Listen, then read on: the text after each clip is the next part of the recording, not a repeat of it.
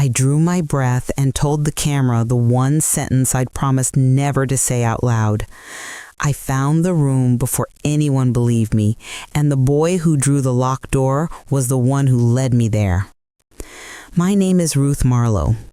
I am 68 years old, a retired ER nurse with more coffee mugs than friends, a woman who keeps spare blankets in the trunk and church bulletins in the glove box, because habits cling to you the way salt clings to the air in our coastal town. I live 3 blocks from the lighthouse that blinks over Gray Harbor, Maine. Wood smoke in winter, tourists in summer, and long months in between that smell like rain and iron and someone else's secrets. The night before this story truly started, the wind shoved rain across my windows until it looked like the world was being erased. I'd just turned off the local news when my doorbell rang. 3 quick taps, then silence. When I opened the door, the social worker stood there with her orange raincoat collapsing around her, and a small wet boy holding a paper grocery bag with 2 shirts, 1 pair of socks, and a crumpled drawing. "This is Noah," she said, almost whispering the name the way people whisper the names of storms. "Emergency placement for 72 hours. Noah had the stillness of a deer that knows the sound of trucks and men who don't lift with kindness. He didn't flinch when thunder cracked. He did not cry. He looked past me into the house the way you look into a forest and try to measure how far you could run before something caught you. When I took his bag, the drawing slid out and landed face up on my doormat. A doorway sketched with hard black pencil, cross-hatched lines like iron bars, and a small stick figure with a circle over its mouth. The circle filled in dark as night. No sound. We made it through the practical things: a towel warm from the dryer, a pink plastic cup from my granddaughter's last visit. "I can find a blue one," I told him. "Pink is fine," he said, barely audible. "Turkey sandwiches with the crust cut off because my hands remember what little hands prefer. Pajamas I'd kept from my daughter's garage sale phase when she believed minimalist living could fix what wine and therapy couldn't." Noah climbed into the guest bed without bargaining for one more story. When I turned to leave, he said, "Please keep the light on, but not the one by the door, the one by the window. It makes a line on the floor, and lines keep things where they belong." I didn't sleep much because nurses never forget the sound of breath going wrong. I listened to the old house talk to itself, boards creaking, the fridge coughing up cold air, the lighthouse blinking its slow eyelid, and to the smaller sounds of a child keeping watch. He didn't whimper. He didn't toss. He lay like a thin stick set beside a stream, the stream determined to wear the stick down. In the morning, the rain gave up. Mist sat in the fir trees like the breath of something thinking. I made pancakes that came out in the shape of Maine on accident, and Noah looked at them with a seriousness that told me sugar wouldn't fix a thing. He ate anyway. When I handed him a pencil and a church bulletin to draw on while I called the school, he didn't draw a house or a dog or a copier paper sun with big triangular rays. He drew the door again. The same bars, the same round mouth. But now he added something. Numbers scratched down the side like tally marks a prisoner makes when days pass, and a small, almost invisible keyhole. "Tell me about this," I said softly, sitting so my knees were lower than his, the way we learned to sit when we were trying to convince a 12-year-old she could choose not to die. He shook his head once, then, as if rehearsed, "No one listens when I talk, but when I draw, sometimes people look." Do you want me to look better? I asked, because if you ask the right way, a child will let you borrow his eyes. He tapped the keyhole with the pencil tip. It doesn't go to a house. It goes down, far, where everything sounds wet, even when it's not. He flipped the bulletin over and drew a triangle, 3 lines, straight and careful, then crossed one line with a short slash. The top looks like this. The top is where the light is. People go up there to pretend. I knew Gray Harbor's triangles. We live by them. Boats, roofs, the lighthouse, the small white clapboard church on Eden Street with its steeple sharp as a finger pointing to forgiveness. Top looks like a steeple? I said. He pressed his mouth into a thin line and stared at the edge of the table. When he finally spoke, the voice that came out belonged to an old man trapped in a small boy's ribs. Don't say the word. Don't say the word for the place people sing. I didn't. Trauma is a locked trunk. You don't bust it open with a crowbar if you can help it. You find the key. I told the social worker everything I could without breaking Noah's trust. She thanked me for providing stability. I wanted to say that stability was a lie we tell ourselves until the ground remembers its right to shake. Noah started at Harborview Elementary the next day. He had a teacher named Miss Cooper, who wore boots and kindness and kept both polished. Any triggers I should know about? She asked me, quiet in the hallway that still smelled like paste, crayons, and the particular dust that clings to books that have comforted too many hands. Locked doors, I said, and songs. I didn't explain. The truth was still a bird that would fly away if I raised my voice. For a few days, the town held its breath and then pretended it hadn't. Harbor routine resumed. Lobstermen leaving before dawn, the Briggs hardware bell clanging, the lighthouse tour guide telling the same joke about ghosts who never complain about the stairs. I work mornings at May's Diner on Washington Street, pouring coffee for people who forget that hands pouring coffee have stories too. Sheriff Walt Briggs comes in at 7:15 most days, tall as a flagpole and twice as stubborn. He married the guidance counselor Annabelle, the sort of woman who can look at you and see both the first day you lied and the last day you told the truth. I hear you've got a little one, Sheriff Briggs said when I topped off his cup. He has a voice like the inside of a boat, wooden, hollow, honest about its cracks. 72 hours turned into a week, and counting, I said. He nodded as if I'd told him the tide had turned. Annabelle says he's quiet. Lots of kids are quiet at first. New town, new faces. Lots of kids draw the same door over and over with a keyhole in the place that looks like our church, I said lightly, testing a door myself. He lifted his eyes to mine. To his credit, he didn't deflect. You got something you want to tell me, Ruth? Not yet, I said. I've got something I want to listen to. He took his coffee to go. The bell over the diner door sang like a small metal bird.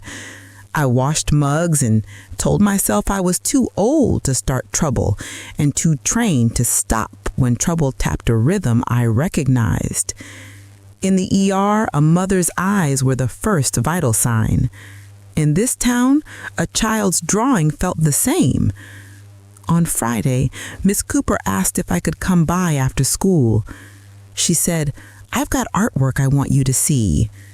The fluorescent hallway lights hummed the way fluorescent lights have hummed since God invented bureaucracy.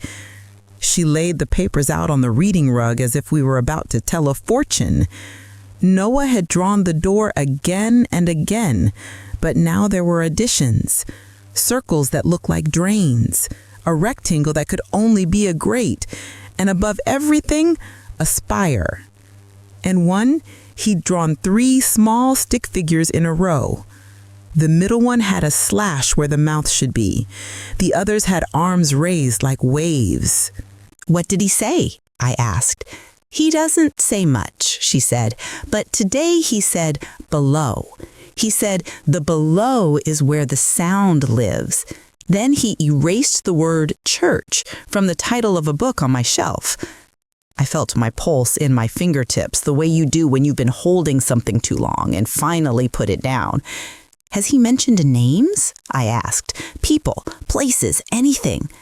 "Only Mrs. Sunday," she said, uncertain. When I asked what that meant, he said, "She knows which keys." I walked home past the bookstore, the Well Watch sign, the thrift shop that stays alive by pretending every sweater is a story. In small towns, your thoughts grow legs. I told mine to sit. They didn't. Noah hummed a tuneless hum while he lined up his toy cars on the coffee table. "Miss Cooper says you're very good with patterns," I said. "I like when wheels do what they're supposed to," he said, not looking up. "I don't like when doors pretend to be walls." "Me neither," I said, because a true thing said simply can make a map where there wasn't one. "What do you call the lady you mentioned today?" His hands paused in their work. He said, "Not lady, Mrs. Sunday. She says we don't use names where they're going. We use days." "Days," I repeated. "Are you Noah Sunday?" He shook his head.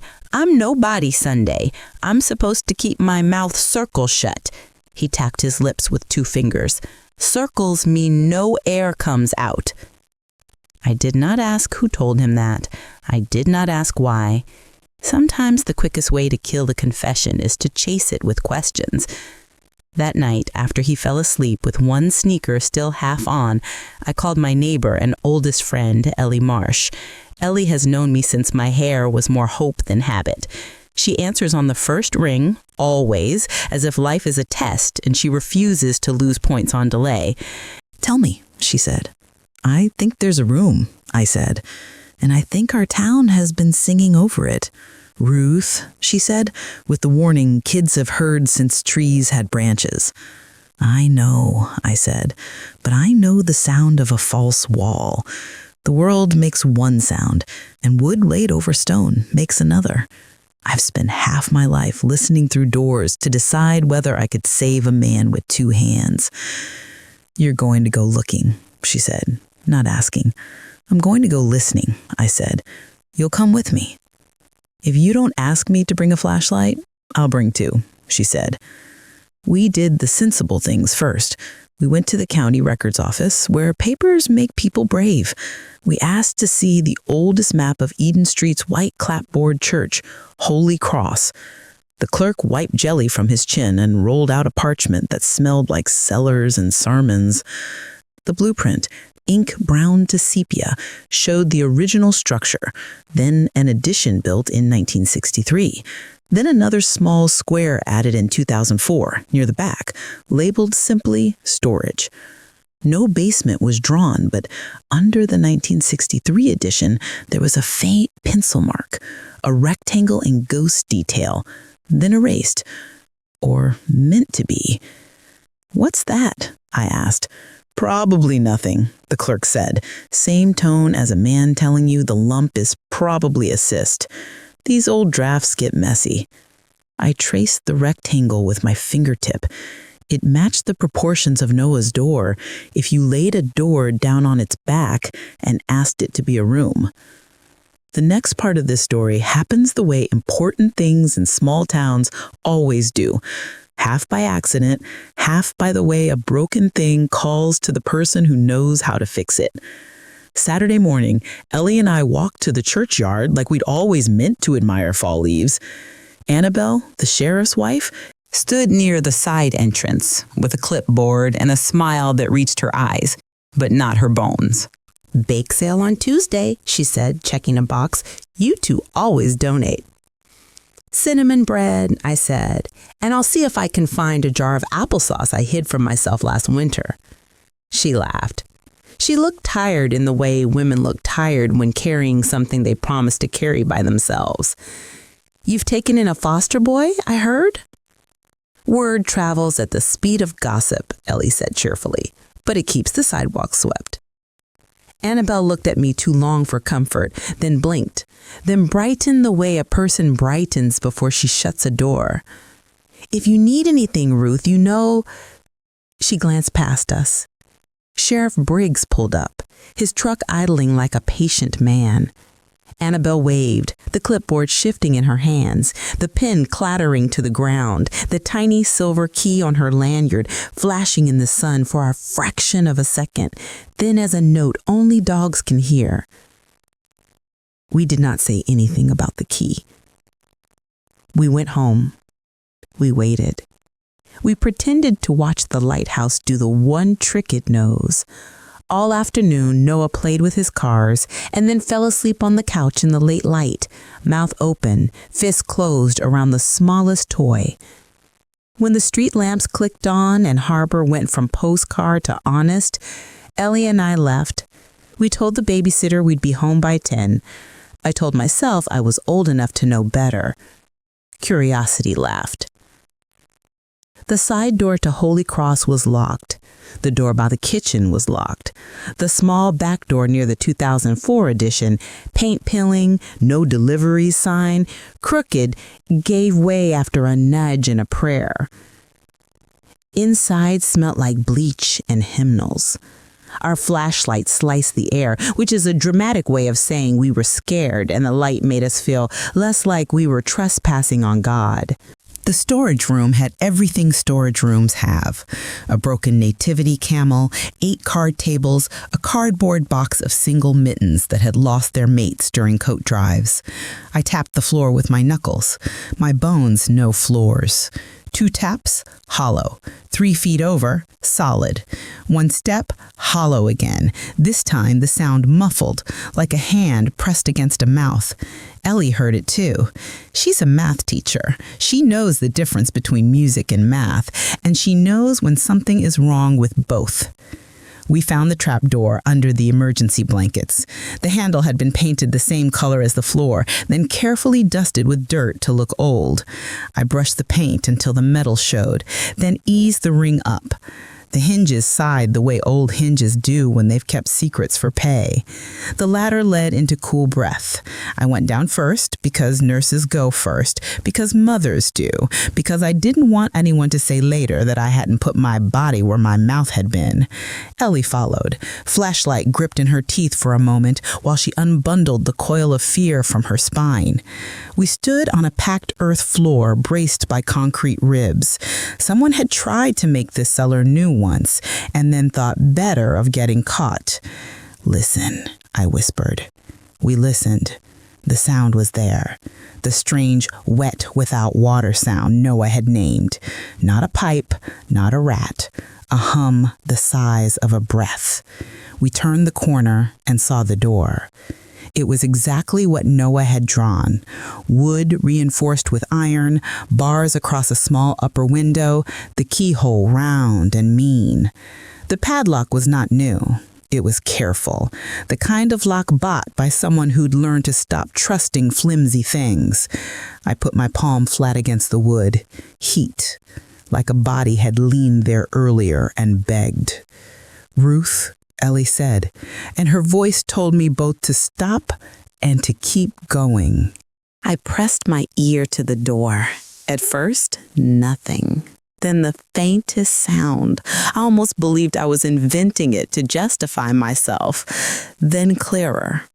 A breath caught, a sob swallowed, the ripple of a whisper that had learned to be quiet for its safety.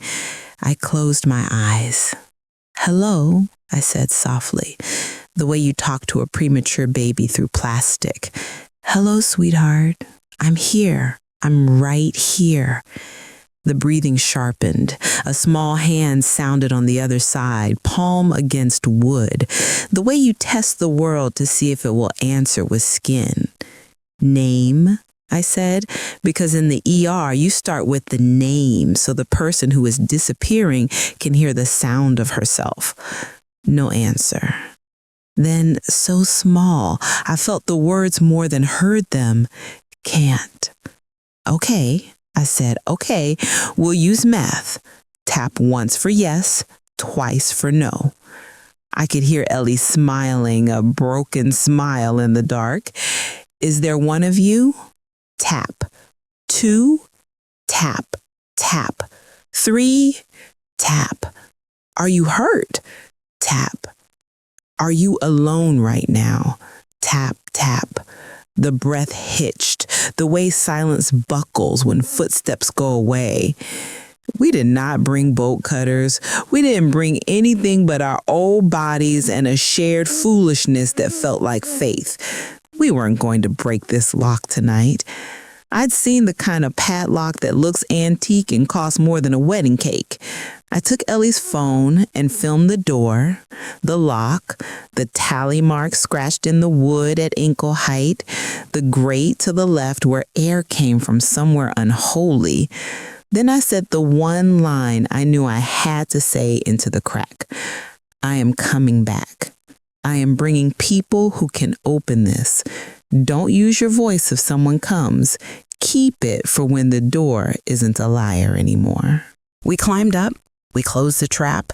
We set the emergency blankets back the way they had been. We passed the broken nativity camel, and both of us touched it like it could bless us, and we didn't have to admit we were asking. The next morning, I walked into May's diner at 7:10. By 7:15, Sheriff Briggs was in his corner booth, hat on the seat beside him like it needed a rest from pretending to be what it was. I did not pour his coffee. I set the phone on the table and pressed play, and watched his face go from friendly to federal in 6 seconds. Who else knows? He asked. Me, Ellie, and whoever else is pretending they don't, I said. I didn't break the lock. I didn't have to.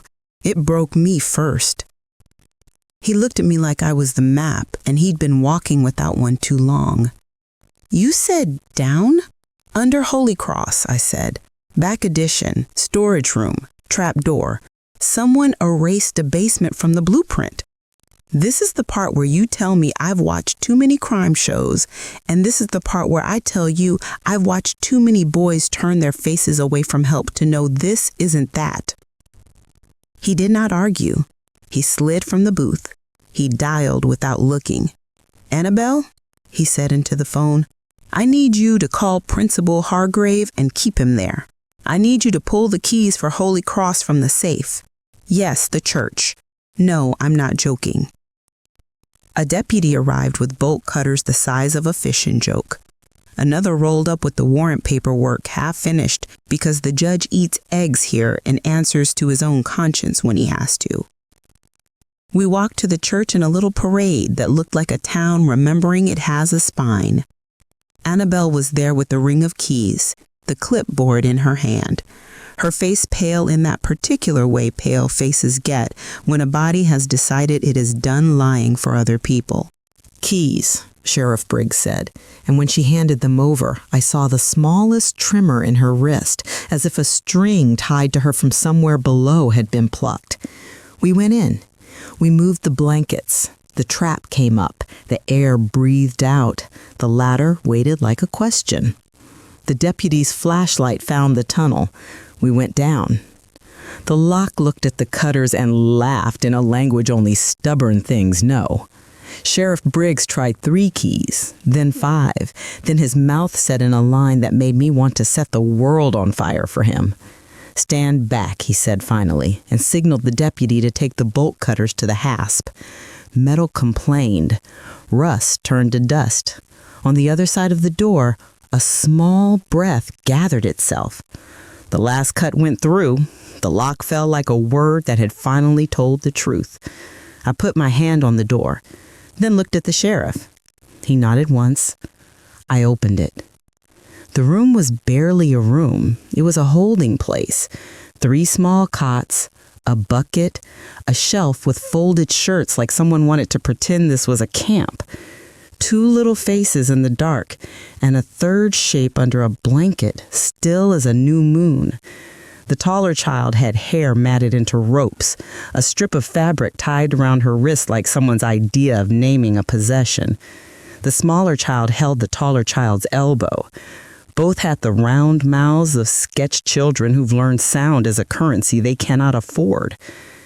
"My name is Ruth," I said, low, warm, like soup. "This is Sheriff Briggs. The door is open now." The taller child shook once, then twice, then did not move. "Don't," she whispered. "Sometimes it opens and then it closes."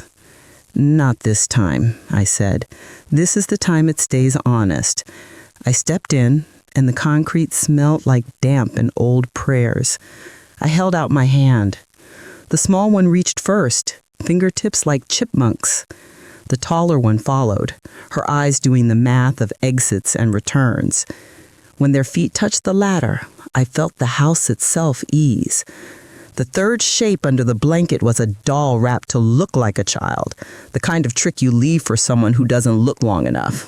We all looked long enough. Upstairs, the sanctuary had never seemed so loud with its silence. Annabelle stood near the pews, keys clenched in her fist. She didn't look surprised. She looked like a person who keeps secrets and has decided to let them fracture. In her eyes, I saw a road and the miles she'd walked, telling herself the ends justify. "Where are the others?" she whispered. "What others?" the sheriff said stiffly. She didn't answer him. She looked at me. "You think I don't notice when the supply closet inventory is doctored? You think I don't hear the after-hours voices? I told Walt last month something was wrong." Her voice broke. "He said we needed proof, so I went looking. I found nothing. But now we have enough." The sheriff ushered us out the side door into the morning that had decided to storm. Rain made the police radio include itself in every sentence. The paramedics took the children with the gentle violence of people who will not let you suffer 1 second longer than necessary. I stood under the church eaves and tried not to throw up the pancake I'd forced down. A man in a navy slicker stood by the walkway, hands in his pockets, the sort of man who blends in with weather. We all know men like that. He looked at me too long. He had a face that never got carded. I'd seen him before, in line at the diner, in the back row at the town meeting. His mouth twitched like someone taught it to lie on command. "Can I help you?" I asked, because old women don't have to pretend not to see. He smiled with his teeth and not his eyes. "Just a neighbor," he said. And when the sheriff turned toward us, the neighbor was gone. The sound he left behind was the kind a coin makes when it lands on the wrong side. Reporters came, because reporters always do, with hair that doesn't move in the wind and questions that do. We said as little as we could. The story did not belong to us. It belonged to the small hands that had pressed against wood and waited. Noah did not know where I'd gone, only that I'd come back with a smell in my clothes that made him stand up and then sit. Stand up and then sit. I crouched by the couch. "We found the door," I said. "We found the room. We opened it." He did not ask me to swear. He simply lifted his hand and pressed his palm against my cheek. It was not a hug. It was proof. "Mrs. Sunday will be mad," he said. Not afraid, just stating a weather report. "Mrs. Sunday can learn what real Sundays are for, rest and mercy, not locks." He nodded once. He took my church bulletin drawing and flipped it over.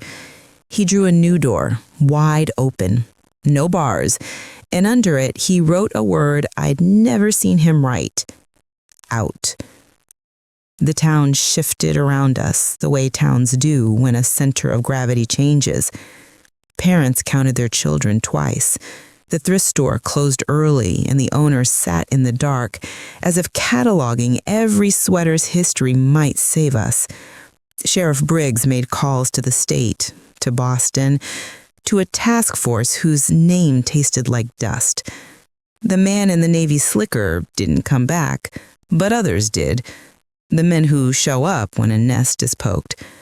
Anonymous cars idled on Eden Street in the evenings. The church locked its doors and then unlocked them when the pastor realized God's house looks guilty when it bolts itself in the daylight.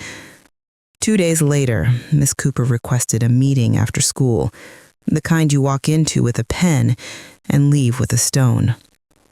"I think no one knows more than he's saying," she said. "We were gluing cutouts in art, and he lined the glue sticks up like this." She placed 3 markers in a row, then gestured with her chin as if names were weights. He said, "Mrs. Sunday, Mr. Friday, Mr. Blue." When I asked what Mr. Blue was, he shrugged. Then he drew a boat. "Boat?" I said, because this was a harbor town, and half our trouble comes by water. "Yes," she said. He drew the number 6 on the side. That night, I dreamed about men who name themselves after days so they can forget they have names the law can call. I woke with the sound of gulls making their mad woman laughter at the dump. Ellie brought coffee and a thermos of soup and all her good sense. "We've got the room, but not the roads," she said. "We need the roads." I'm a nurse. I know veins. Every system has them. The human body, a small town, a crime. The church was a capillary. The real blood ran elsewhere. If Mr. Blue is a boat, he doesn't tie up where tourists can take pictures. He docks where eyes are few. Gray Harbor has a service pier behind the old sardine cannery, now condemned and pretending to forget. Fishermen use it to tie up when storms threaten. Men with no last names use it the rest of the time. We drove there at dusk, because dusk gives cowards more courage and brave women the cover they can use. The wind smelled like rope and rust.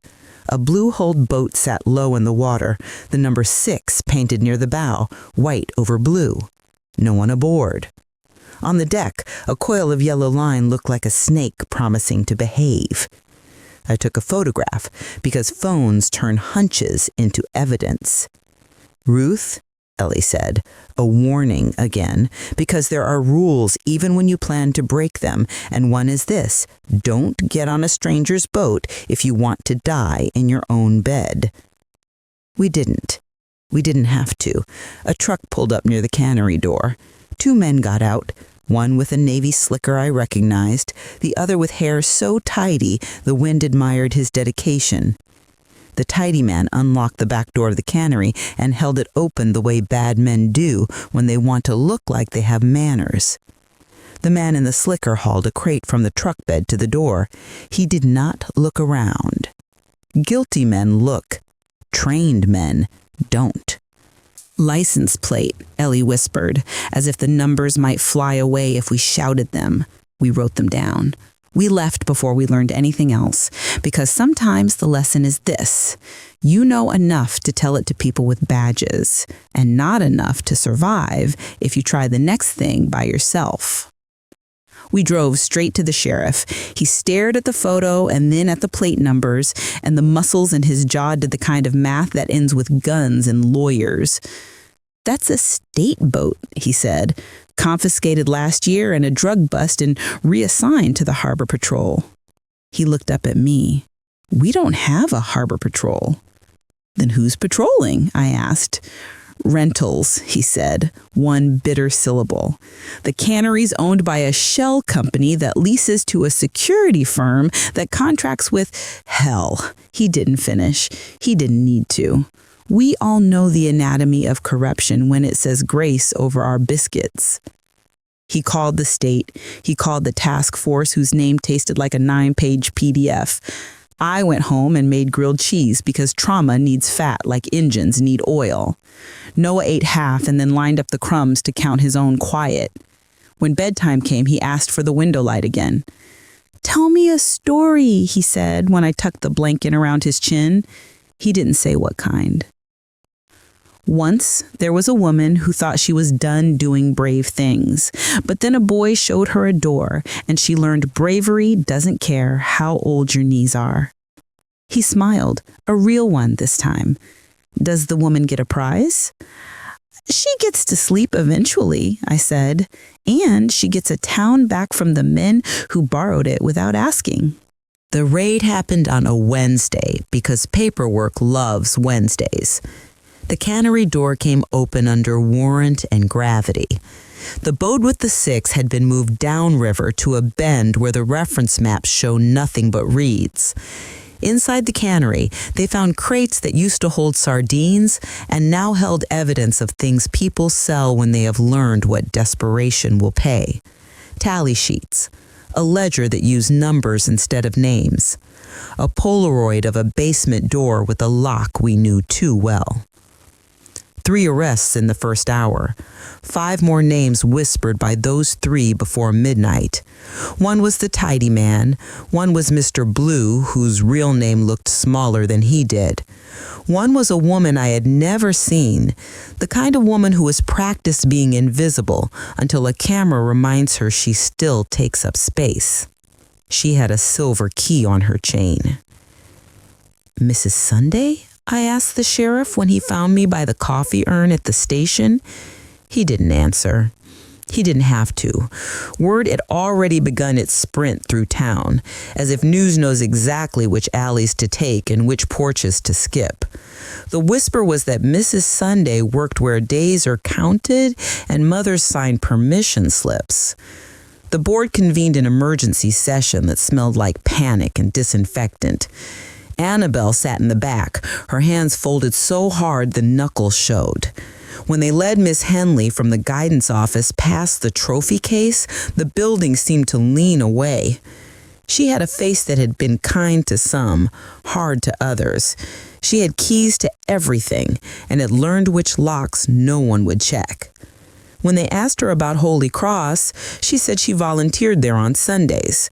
When they asked about the cannery, she said she didn't eat fish. When they asked about the children's, she said she had made connections. You can't arrest a sentence, but you can arrest the woman who thinks it will hold up in court. The trial was not my part of the story, but around here, stories don't care about jurisdiction. People stop me at the grocery store to ask questions they should have asked somebody with a badge. "Did you know?" they whispered, as if shame is contagious and they wanted to check their vaccination status. "I knew a child drew a door," I said. "I knew that meant there was a door. I didn't know how many people had their hands on the keys." The 2 little ones from the cellar were placed with families who answered phones in the middle of the night the way some people answer prayers. One of them had a grandmother 3 towns over who drove like rescue was a race she could win. The other had nobody, which means she had everybody for a while because Harbor learned something important. There is no such thing as other people's children. Noah stayed with me through Christmas, through the blizzard that made the lighthouse blink like it was shivering, through Miss Cooper's winter bulletin board that had mittens with every child's name. He helped Ellie make paper stars. He learned the names of our gulls, even though they all look like the same disappointment. Slowly, he stopped drawing the door. He started drawing boats, then seals, then the diner with me behind the counter and him on a stool and a plate of pancakes that looked like circles that were allowed to be circles. Once, he drew a key. He put it on the table and said, "This one opens outside." "Who taught you that?" I asked. "You did," he said, as if it were obvious, "when you came back. The day the verdict came down, guilty, on counts that made the courtroom air heavy, people gathered on the church lawn without deciding to. The pastor stood on the steps and apologized for locks and for blindness and for all the words men have used inside that building to convince themselves their sins were less heavy than their hymns. Annabelle stood beside me and squeezed my hand. She had testified. She had told the court what she knew and when she knew it, and what it cost to live with a man who has to pretend neutrality while your blood remembers names. "Do you hate them?" she asked me, quiet. "The ones who did it, the ones who looked away." "I hate the doors," I said. "I hate the way wood can be taught to keep out the people who should be let in. The rest, I leave to God and to juries."